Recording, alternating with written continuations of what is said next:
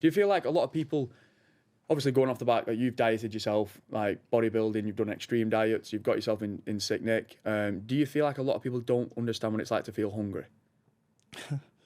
Yeah. I think there's a very big difference between somebody who's hungry and somebody who's bored.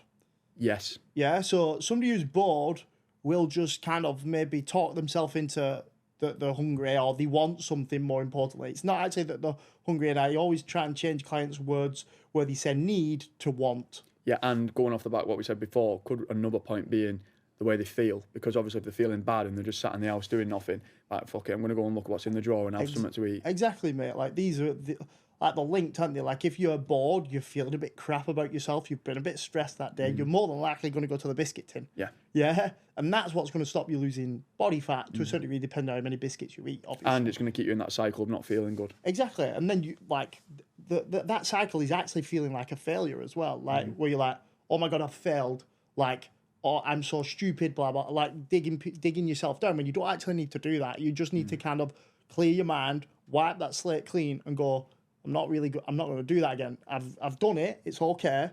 I'm just not going to do it again. And I'm going to go again. I'm going to keep knocking at the door, as I always say. Yeah. And I'm going to get up and do the same thing that I know works. Yeah. Because, again, that creates a positive feedback loop. Like, we've spoke about a negative feedback loop. I always speak about a positive feedback loop. Like, say if you're advised to do something by a coach or by somebody on the internet and you do it and it generates the outcome that you actually wanted to, or they told you it would, and then this positive feedback loop starts spinning round and you start gaining momentum, and then you start being more positive, and then you start saying no to these things that you used to say yeah to. Yeah. And then that creates it even stronger for you to say no more. And then you're like, saying no now doesn't bother you. Yeah. Whereas it used to. And now you're kind of like, I'm good with saying no to things. But then there'll come a point where you actually give in and you probably say yeah. But then as long as you just chop that there and don't actually start saying yes to everything again, you go, no, I'm going to start saying no again. And you start saying no again, and then that just creates that feedback loop. Do you feel like a lot of people struggle to say no? I think at first, like when somebody doesn't have an aim, doesn't have a target, yes. When somebody's lost, when somebody doesn't know where they're going, when somebody doesn't have this end goal, yes. So with yourself, let's say before you started bodybuilding or before you started coaching, what was that decision like? Like, I'm going to get in shape now. How did you make that decision? So like obviously when I played rugby league, it was different. Like I didn't. My goal was just to play and perform. So like obviously nutrition came into it, but it wasn't where I had to be super strict like I did when I was bodybuilding. So like when I stopped playing rugby, and then I always knew I wanted to do some form of photo shoot, just mainly to prove to myself that I can get in shape. Because I'd never done a diet before then. Yeah, I was 25 and never dieted. So then I just created that goal of doing a photo shoot, and I literally did it to the T, where I didn't have nothing off track. And the change in mindset was actually that goal. Like, it was just that I had some goalposts to aim towards where I weren't going to let anything stop me. And that pulled me off track. I was just tunnel vision, so to speak. And was that like the first time you'd done something like that? Yeah, that was the first time I'd ever extreme dieted.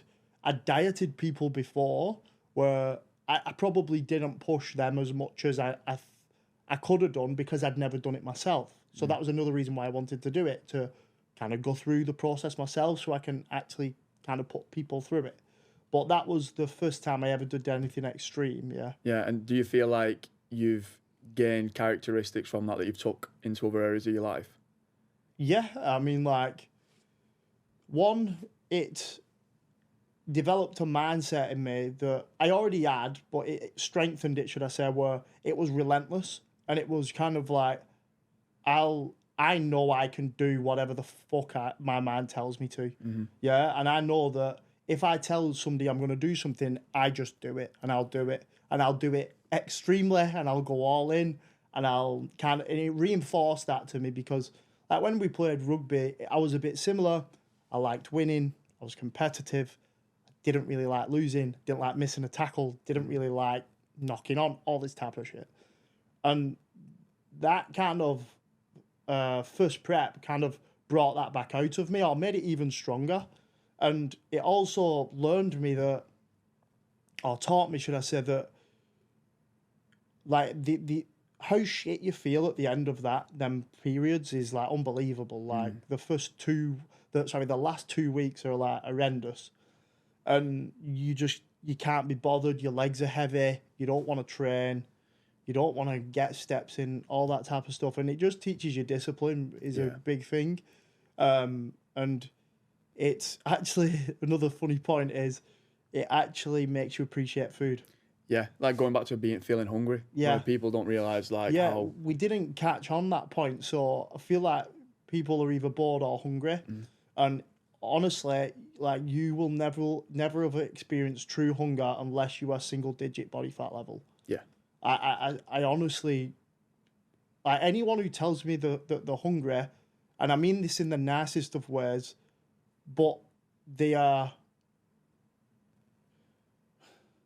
This is going to be a bit close to the bone, but they are like over 15% body fat. I always think in my head, honestly, like you can't be that hungry. Like it's probably boredom, yeah, and it's probably potentially the only caveat I would say is if a client's getting bad sleep.